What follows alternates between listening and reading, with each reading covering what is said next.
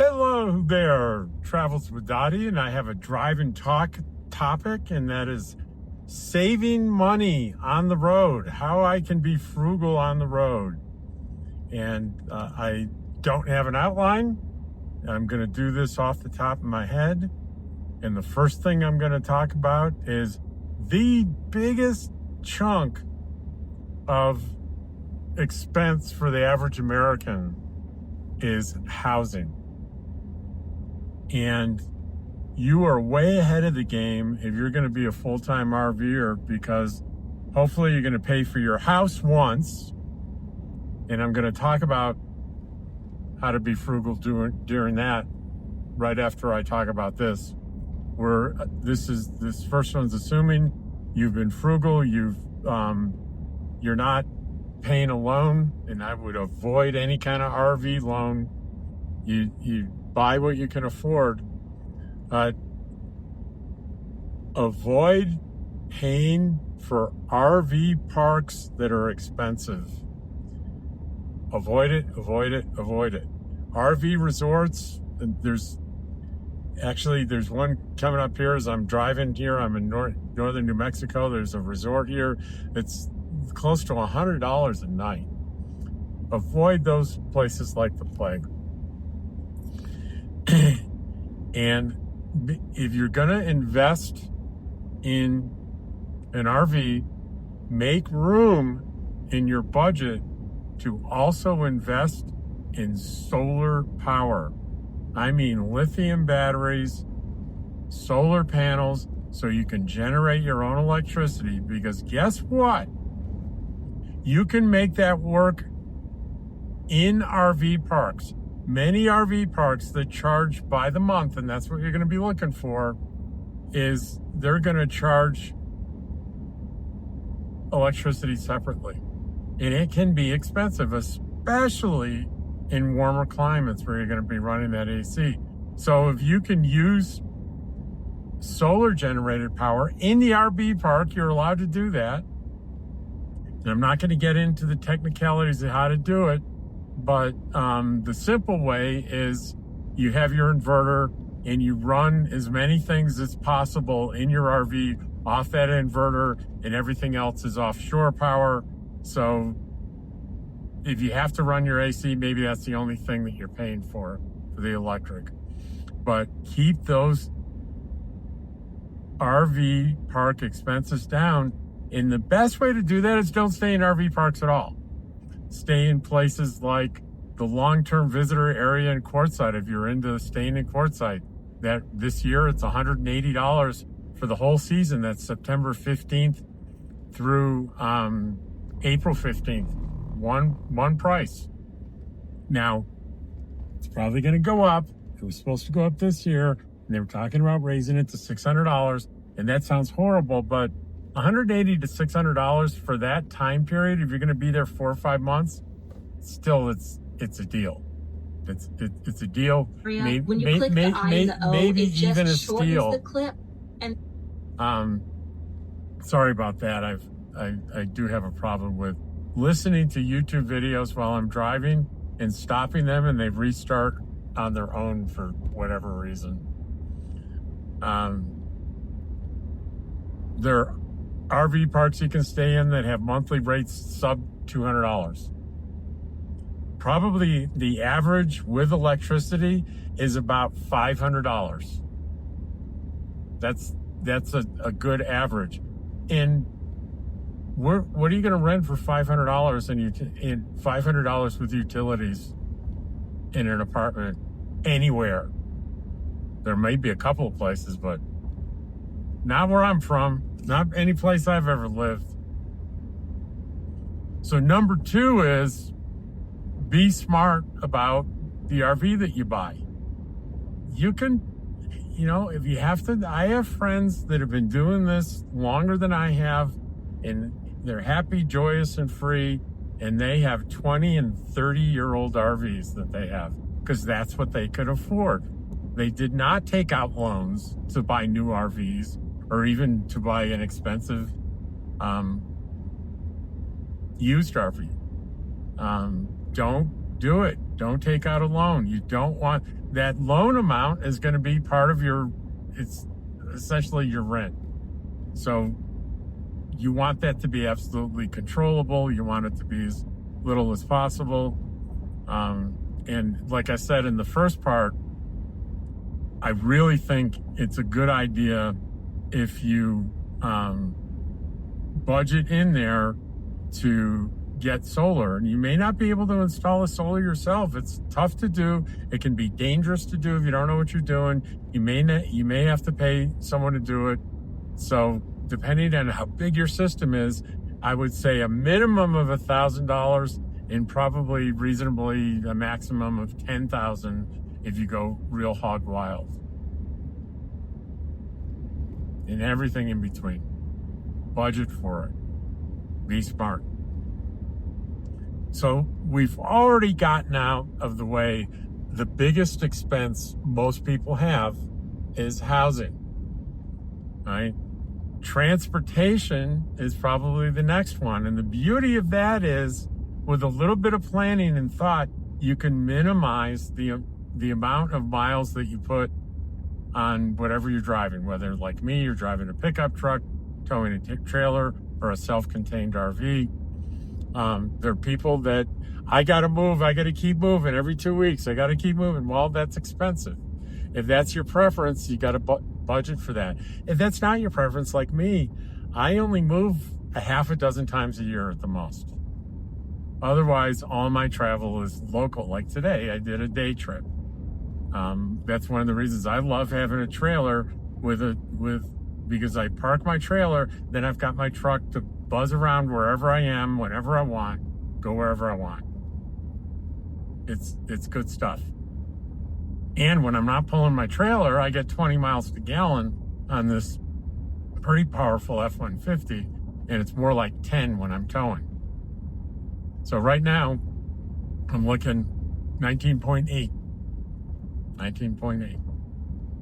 miles per gallon. So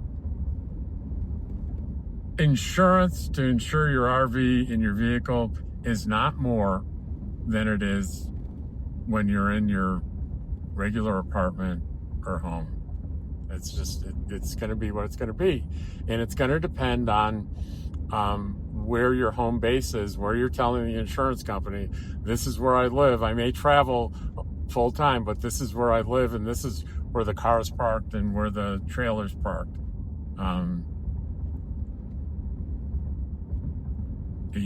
Just a town with a mail service may not work well for that. That's between you and the insurance company and your bank or whatever. But insurance isn't really a big deal. There isn't really a way I can think of to save money doing that. So the other thing that you can spend a lot of money on if you're a full-time RVer and you're in that traveling mindset is food. You can decide, I'm going to go out to eat all the time, and that can cost quite a bit. Or you can do what I do, is the vast majority of my meals I prepare them in the RV. I've got two little additions to that endeavor that I've made in the past year that I think are great. One is a small Instapot, and the other is a very small air fryer. And where I'm parked right now, I have metered electric that I can use, but I use my solar. And I did Dottie's, weeks ahead of time supply of food that I cook in the Instapot.